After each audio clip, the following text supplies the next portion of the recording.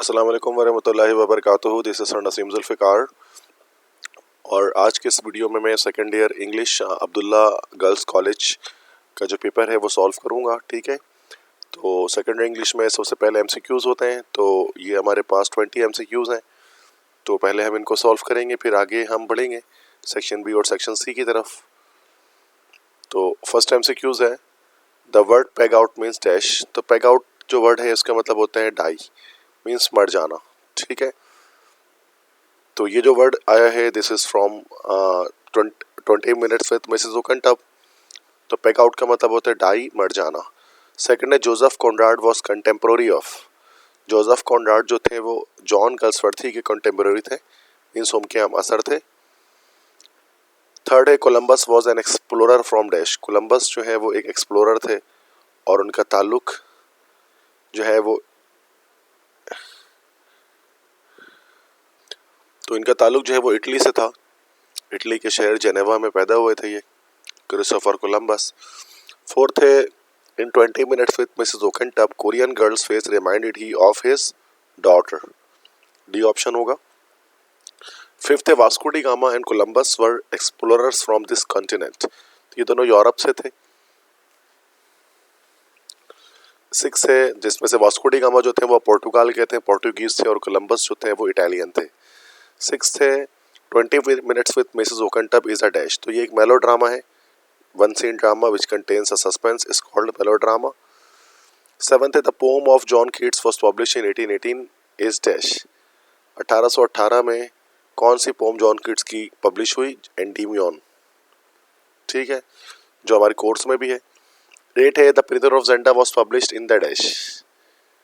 Like first half of 19th century, second half of 19th century, first half of 20th century या second half of 20th century. अब चूंकि 1894 में publishing हुई थी, 1894 में, तो 1894 था, तो ये हमारा हो गया 19th सेंचुरी, 19वीं सदी।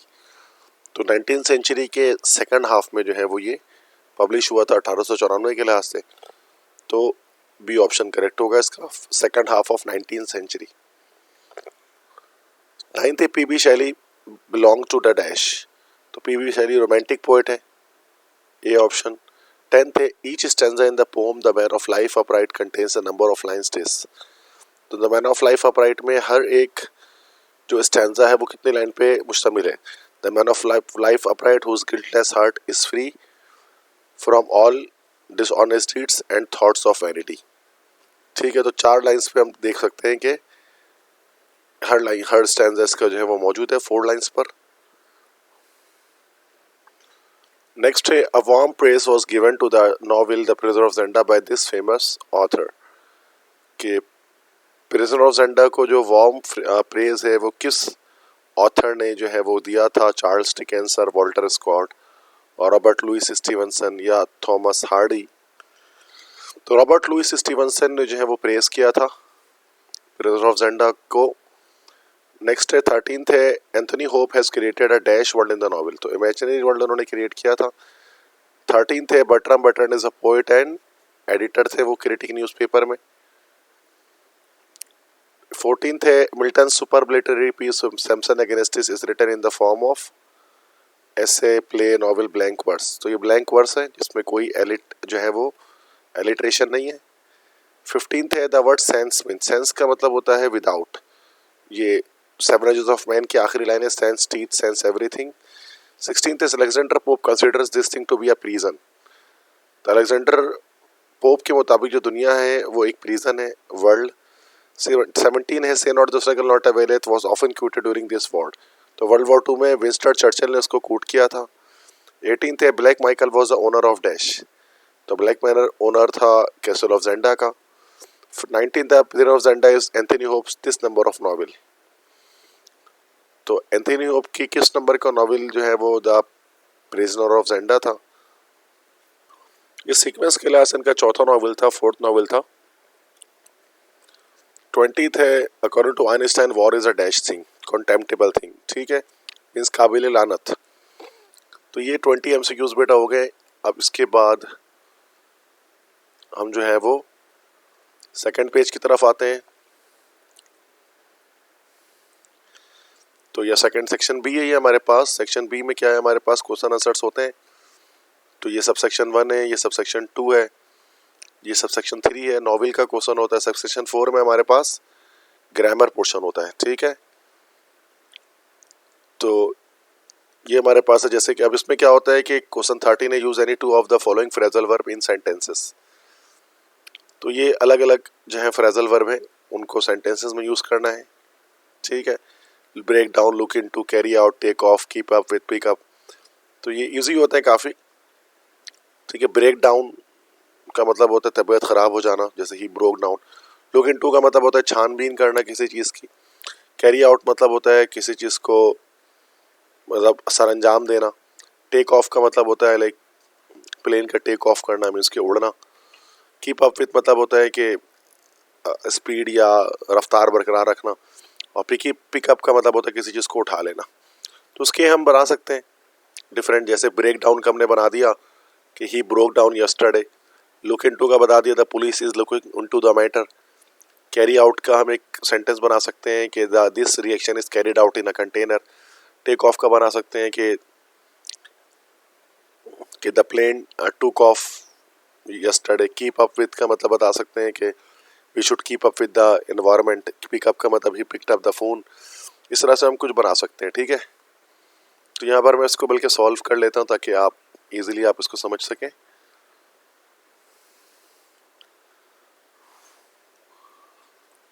तो यहाँ पर मैं इसके आंसर्स बता देता हूँ आपको, ठीक है।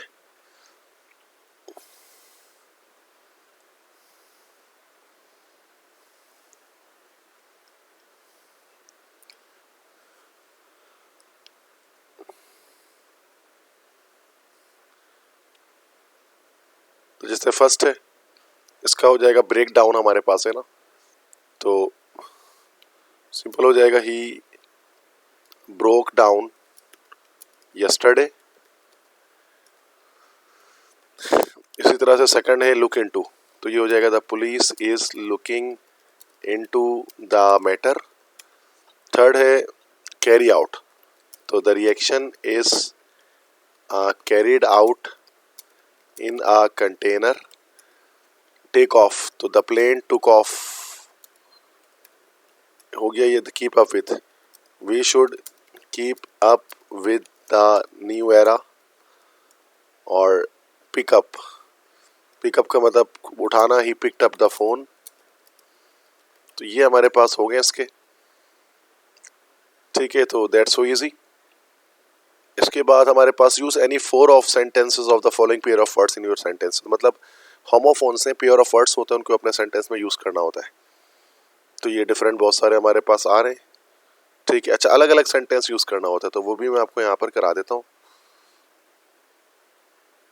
जैसे फर्स्ट है ब्यूरी के 2 वर्ड्स है ना। एक तो ये ब्यूरी हो जाए BURY वाला ब्यूरी, मतलब होता है दफन करना, ठीक है। तो जैसे ही buried the dead body,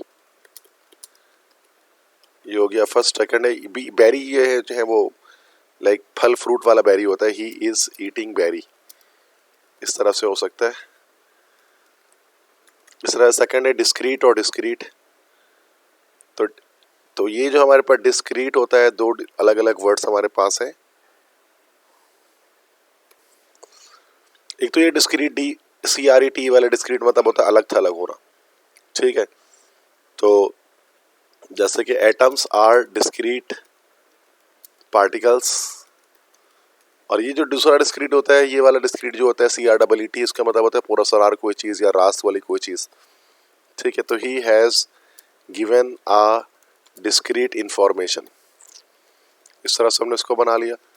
next है एक्सप्रेस और इम्प्रेस। एक्सप्रेस मतलब इजहार करना, ही एक्सप्रेस्ड हिज फीलिंग्स। इस तरह से हो जाता है। और इम्प्रेस मतलब मुतासिर करना, he impressed me by his knowledge. तो ये इस तरह से बन गया, ठीक है। इस तरह से फ्लावर 2 तरह का होता है। एक तो फ्लावर है जैसे कि ये वाला फ्लावर, तो द फ्लावर इज ब्यूटीफुल, फूल वाला। दूसरा जो फ्लावर है दिस इज, ये आटे वाला होता है, जैसे he has bought flower. Course भी हमारे पास जो है वो 2 टाइप के कोर्स होता है, ठीक है। एक तो कोर्स होता है COURS कोर्स, जैसे he has learn the whole course, एक तो ये वाला कोर्स, और COARC वाला कोर्स भी होता है। तो ये सेकंड कोर्स जो है इसके मतलब होते हैं हार्श, ठीक है, सख्त। जैसे he has got a course voice. Alter दो तरह का होता है, एक ALTER, अल्टर मतलब होता है तब्दील करना, जैसे he has Altered his bike, और एक अल्टर होता है जिसका मतलब होता है कोई टेबल वगैरह, ही नेल्ट डाउन बिफोर अल्टर। ठीक है, तो ये हमारे पास होमोफोन सारे इसके हो गए कंप्लीट। इसके बाद मैच द कॉलम होता है हमारे पास, जिसमें हमें जो है वो मैच करना होता है मीनिंग्स को, तो ये भी आसान होता है। मेस्टोडॉन जो है वो पुराने एक्सटिंक्ट एनिमल्स को कहा जाता था, तो ये हो जाएगा जायजेंटिक प्री हिस्टोरिक एनिमल्स। इंसोलैरिटी के मतलब होते हैं लाइक नैरो माइंडेडनेस, तंग नजरी। सेबर मतलब होता है तलवार, सॉर्ड। रिकोनेसेंस का मतलब होता है सर्वे। और स्वीट विलियम्स फलों का नाम है, बंच ऑफ फ्लावर्स। ठीक है, ये हो गया सेक्शन बी हमारा कंप्लीट हो गया। सेक्शन सी में हमारे पास जो क्वेश्चन 3 आया हुआ है वैसे इसमें, तो वैसे कैरेक्टर स्केच आता है, उन्होंने स्केच नहीं दिया, तो बोर्ड एग्जाम में इसमें स्केच ही आता है, जेंडा का या रजनडाइल का, मतलब फ्रेंड फिलिविया का, रजनडाइल का, ब्लैक माइकल का, या क्रिटिकल एप्रिसिएशन भी लिख सकते हैं पोम की। और फिर ऐसे इसमें आया हुआ है, ठीक है, तो इसमें ऐसे इसमें जो भी आए वो इतने खास इंपॉर्टेंट नहीं है। क्वेश्चन 5 नरेशन है, नरेशन के लिए नेक्स्ट पेज पे हम देख लेते हैं। तो ये हमारा नरेशन है क्वेश्चन 5, जो एक सेंटेंस की सूरत में आया हुआ है पूरा ओवरऑल। ठीक है, तो इसी तरह से हम इसको कर लेते हैं।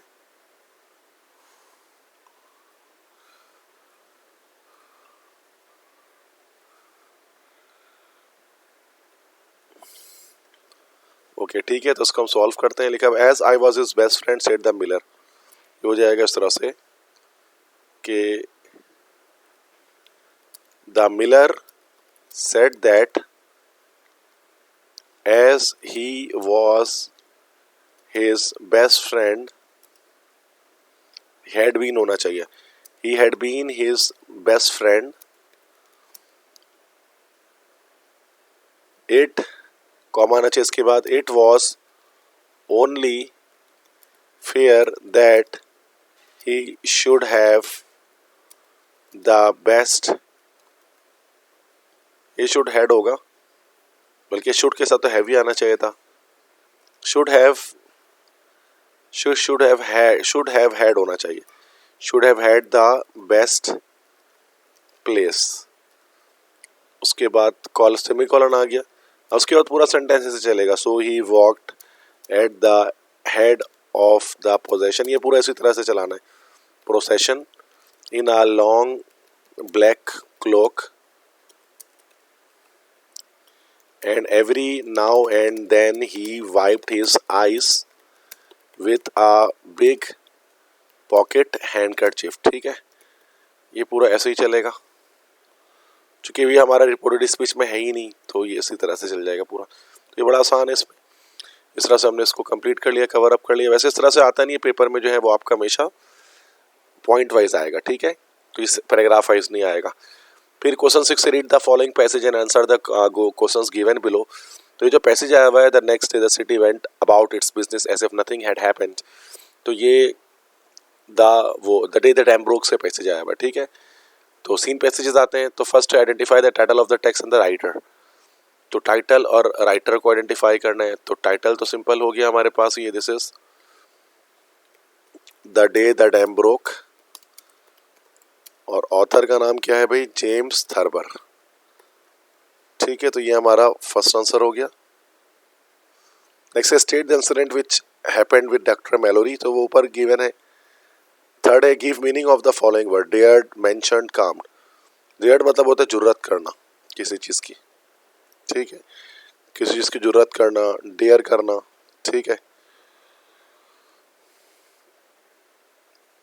मीन्स ब्रेवरी भी कह सकते हैं। मेंशन मतलब कुछ चीज बताना, टेल के मायने में आ सकते। क्लेम जो है वो सीशेल को कहते हैं। ठीक है, तो ये इसकी मीनिंग्स आ गई। फिर identify the word classes which parts of speech आपको आइडेंटिफाई करना लाइटली। तो ये एडवर्ब हो गया हमारा, LYR ग्रेट, ये हमारा हो गया एडजेक्टिव। और हैपेंड, ये EDR एंड में, तो दिस विल बी वर्ब। ठीक है, तो ये ओवरऑल हमने अब्दुल्ला कॉलेज का पेपर यहाँ पर एंड तक, सेक्शन सी के एंड तक सॉल्व कर लिया। तो आई होप्स हो कि ये लेक्चर आपको समझ में आया होगा। ठीक है, तो बेस्ट ऑफ लक तमाम स्टूडेंट्स को अपने बोर्ड एग्जाम के लिए। अल्लाह हाफिज़।